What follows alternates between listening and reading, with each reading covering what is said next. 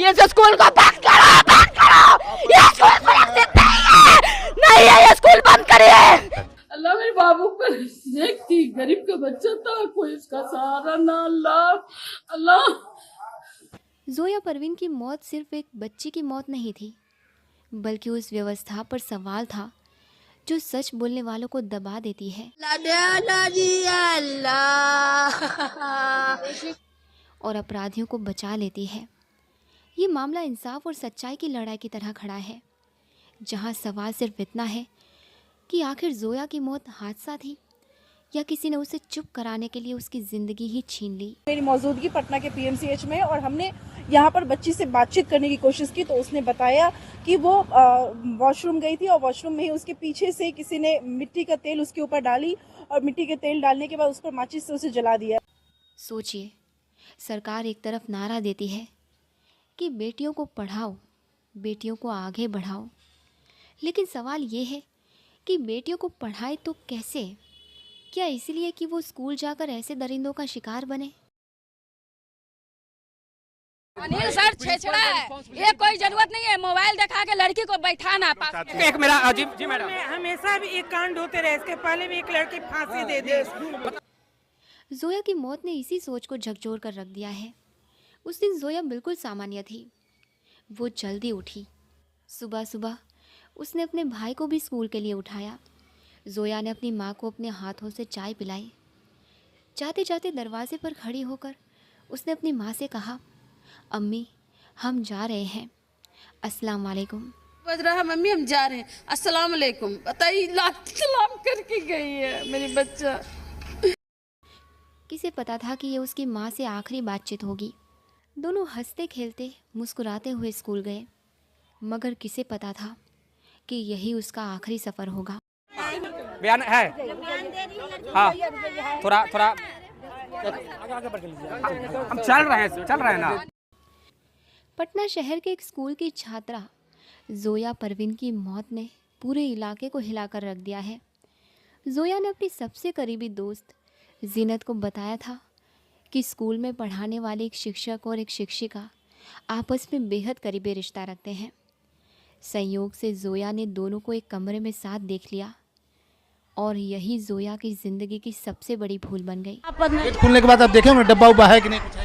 नहीं कुछ नहीं था, कुछ नहीं था।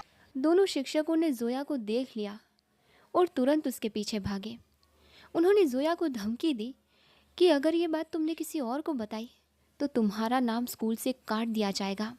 डर और दबाव से घिरी जोया कई दिनों तक स्कूल नहीं गई। मास्टर मास्टरनी में एफआईआर चल रहा था, ये लड़की अपने आँख से देख ली। सहपाठी बच्चियों ने बाद में बताया कि वो लगातार दहशत में जी रही थी।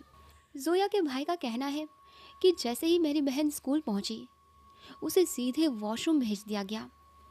वो वॉशरूम हमेशा बंद रहता था, उसका ताला कभी खुलता ही नहीं था, लेकिन उस दिन जोया से ही ताला खुलवाया गया। आखिर क्यों? इस स्कूल में कुल 60 टॉयलेट हैं, लेकिन जिस 7वें टॉयलेट में जोया को जलाया गया उस पर हमेशा ताला लगा रहता था। और सबसे बड़ी बात, उस टॉयलेट के आगे पीछे 2-2 गेट थे। सवाल ये है कि अचानक उसी टॉयलेट का ताला क्यों खुलवाया गया, वो भी जोया से ही क्यों? ये बयान कई सवाल खड़े करता है। अगर वो वॉशरूम हमेशा बंद रहता था तो उस दिन उसे खोला क्यों गया? और अगर खोला गया तो क्या पहले से ही कोई साजिश रची गई थी? स्कूल में कुछ ही देर बाद जब आग भड़की और जोया की चीखें सुनाई दी तो उसका भाई बेचैन हो उठा। वो कह रहा था, मेरी बहन दिख नहीं रही, उसकी चीखें सुनाई दे रही है, बचाओ बचाओ। उसने देखा कि जोया का बैग वहीं पड़ा है, लेकिन बहन कहीं नज़र नहीं आ रही। जैसे ही वो वॉशरूम की ओर बढ़ने लगा, एक सर ने उसका हाथ खींच लिया और जाने नहीं दिया। उसी समय बच्चों को अचानक छुट्टी दे दी गई। जोया की बहन का कहना है कि वही शिक्षक 7वीं कक्षा की लड़की के साथ भी छेड़खानी करता था, जिसकी शिकायत पहले गर्दनीबाग थाना में की गई थी। उसी शिक्षक और एक मैडम का गलत रिश्ता था, जिसे जोया ने देख लिया था। जोया ने कहा था कि वो बुधवार को शिकायत दर्ज करवाएगी। घटना वाले दिन सुबह करीब 10 से 10:30 बजे ये सब हुआ। कुछ ही देर में खबर आई कि जोया आग में झुलस गई है। उसका शरीर लगभग 90% जल चुका था। हैरानी की बात यह रही कि उसके परिवार वालों को ये सब 2 घंटे बाद, यानी करीब 12:30 से 1 बजे के बीच बताया गया। जोया को जब अस्पताल ले जाया गया तो डॉक्टरों ने उसका बयान लिया। उससे पूछा गया, क्या तुमने अपनी मर्जी से यह कदम उठाया है? नहीं। फिर उससे सवाल किया गया कि क्या तुम उस शख्स को देख पाई हो? तो जोया ने दर्द से तड़पते हुए धीरे से कहा, नहीं। जोया के पिता का कहना है कि उनकी बेटी ने साफ शब्दों में इशारा किया था कि ये आत्महत्या नहीं बल्कि हत्या है। उनका आरोप है कि वॉशरूम के दरवाजे या फिर जाली के छेद से तेल डाला गया। तुमको दिखा देते हैं, ये देखिए यही बाथरूम है। बाथरूम में अभी भी ताला लगा हुआ है। इधर से भी एक वेंटिलेटर है, एक वेंटिलेटर दिखाइए, एक सिंगल छोटा सा वेंटिलेटर है। यहाँ ये गेट देखिए, ये गेट है, वेंटिलेटर दिखाइए, यहाँ एक वेंटिलेटर है। कहा जा रहा है कि लड़की जब लास्ट टाइम में स्टेटमेंट दी तो वो बोल कर गई कि हमारे ऊपर किरोसिन तेल छिड़क करके आग लगा दिया गया और मुझे मारा गया है, ये साजिश है। और फिर आग लगाई गई। उनका कहना है कि मेरी बेटी की मौत के पीछे गहरी साजिश रची गई है। उसे पहले फंसाया गया और फिर जलाया गया। ये सब पहले से सोचा समझा षड्यंत्र था। परिवार का कहना है कि यह घटना कोई पहली बार नहीं हुई, दरअसल ये चौथी घटना थी। इससे पहले भी स्कूल में संदिग्ध घटनाएं हो चुकी थीं। यहाँ तक कि एक बार तो एक शिक्षक को गंभीर आरोपों के चलते सस्पेंड किया गया था, लेकिन हर बार मामले को दबा दिया गया और सच्चाई सामने नहीं आने दी गई। परिवार और बच्चों ने ये भी बताया कि जिस वॉशरूम में जोया को जलाया गया वो वॉशरूम कभी खोला ही नहीं जाता था। उनका दरवाज़ा सिर्फ तब खोला जाता था जब कोई बड़ा फंक्शन होता, स्कूल में भीड़ होती या कोई खास मेहमान आता। सामान्य दिनों में उस पर हमेशा ताला लगा रहता था। अब सबसे बड़ा सवाल ये उठता है कि उस दिन अचानक वही वॉशरूम क्यों खोला गया और वो ताला जोया से ही क्यों खुलवाया गया। अगर वो वॉशरूम हमेशा बंद रखा जाता था तो उस दिन ही उसे खोलने की क्या मजबूरी थी? और फिर उसी वॉशरूम में जोया के साथ ये दिल दहला देने वाली घटना आखिर क्यों हुई? ये सवाल ही साबित करता है कि घटना के पीछे गहरी साजिश रची गई थी। स्कूल के प्रशासन ने ये झूठ फैलाया कि जोया अपने बैग में केरोसिन का डिब्बा लेकर आई थी, लेकिन उसकी बहन ने साफ कहा कि वो कभी कोई बोतल लेकर स्कूल नहीं जाती थी। हादसे के बाद भी स्कूल वालों ने तुरंत एम्बुलेंस तक नहीं बुलवाई। जोया को महिलाओं ने मिलकर उठाया, जबकि उसके शरीर पर एक भी कपड़ा नहीं बचा था। बाहर के लोग कपड़े लेकर आए। शर्मनाक ये रहा कि जिन शिक्षकों पर बच्चों की जिम्मेदारी थी उनके पास उसे ढकने तक का कपड़ा नहीं था। यहाँ तक कि वहाँ मौजूद 3-4 शिक्षक अचानक गायब हो गए। स्टाफ कह रहा था कि ये शिक्षक 2 महीने से स्कूल आए ही नहीं, मगर बच्चों का कहना था कि वही शिक्षक उसी दिन स्कूल में मौजूद थे। भी वही बात दोहरा रही थी कि 2 महीने से वो टीचर स्कूल नहीं आए, जबकि जोया की बहन का आरोप है कि पुलिस भी इसमें मिली हुई है। जब जोया के माता पिता को खबर मिली तो वो दौड़ते हुए अस्पताल पहुँचे, लेकिन वहाँ ये देखकर दहल गए कि जोया का इलाज तक नहीं शुरू हुआ था।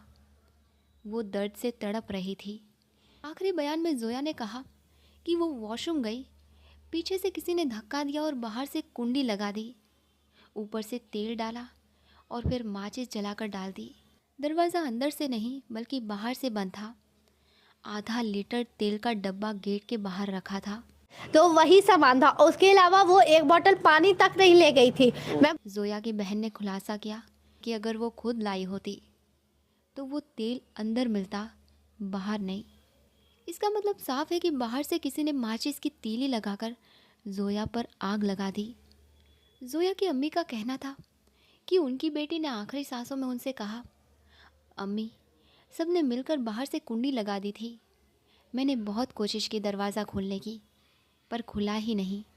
और वहाँ मतलब कि ½ लीटर तेल वॉशरूम के गेट के बाहर था, रखा हुआ था बोतल में। Yes ma'am. और मतलब कोई बाहर से फेंका होगा, तेल जलाया होगा, उसके बाद जो बच गया उसको रख के भाग गया। यही उसके आखिरी शब्द थे। परिजनों ने बताया कि उसे इतनी बेरहमी से जलाया गया था कि उसकी एक आंख भी उल्टी हो गई थी। स्कूल वालों ने जोया की फैमिली को अंदर तक जाने ही नहीं दिया। बाहर से गेट लॉक कर दिया गया और जो लोग इस साजिश का विरोध कर रहे थे, पुलिस ने उन्हें उठा लिया और अभी तक नहीं छोड़ा। यहाँ तक कि जोया के परिवार वालों को भी पुलिस ने हिरासत में ले लिया। पुलिस का दावा था कि उसने खुद ही आग लगाई। जोया एक मिडिल क्लास फैमिली वालों से ताल्लुक़ रखती थी और उसके पिता एक मेंटल प्रॉब्लम वाले इंसान हैं। जोया की बहन ने खुलासा किया कि ये पहली मौत नहीं थी। इस स्कूल में पहले भी 4 बच्चे मर चुके हैं, कोई जहर खाकर, कोई फांसी लगाकर, तो कोई छत से धक्का देकर। लेकिन हर केस को दबा दिया गया। इतना ही नहीं, जोया की बहन ने खुलासा किया, इसके बाद उसी दिन गर्दनीबाग थाना से घर पर फ़ोन आया, तुम्हारी बहन स्कूल आई ही नहीं है। जबकि बहन ने जवाब दिया था कि वो तो सुबह स्कूल गई थी। प्रशासन ने यहाँ तक की कोशिश की कि जोया का शव तक घर ना पहुँचे। वो ये दिखाना चाहते थे कि जोया उस दिन स्कूल आई ही नहीं थी, बल्कि कहीं और चली गई। कुछ अभिभावकों का कहना था कि यहाँ मीडिया को ये दिखाने की कोशिश की जा रही है कि जोया ने खुद ही जान दे दी, लेकिन सच्चाई अलग है। एक महिला ने खुलासा किया कि इसी स्कूल में 2 महीने पहले भी 6 साल की बच्ची के साथ बलात्कार हुआ था, पर मामले को दबा दिया गया था। समाज सेवा करने वाली कुसुम लता ने भी ये दावा किया है कि स्कूल का माहौल पहले से ही संदिग्ध रहा है, कि स्कूल में पहले भी कई घटनाएं हुई थीं जिन्हें दबा दिया गया था। जोया को जानने वाले और मोहल्ले के परिजनों का कहना है कि वो बहुत ही सीधी सादी और संस्कारी लड़की थी। लोग कहते हैं कि जोया इतनी अच्छी थी, सिर से दुपट्टा तक नहीं हिलता था। वो हमेशा शराफत और तहजीब से रहती थी। ऐसी लड़की के बारे में ये सोचना भी नामुमकिन है कि वो अपनी मर्ज़ी से कोई गलत कदम उठा सकती है। परिजनों के ये शब्द साफ बताते हैं कि जोया का स्वभाव कैसा था, नाजुक, मासूम और बेहद सलीकेदार। जोया के पिता का आरोप था कि उन्हें अपनी ही बेटी से मिलने या स्कूल के अंदर जाने नहीं दिया गया।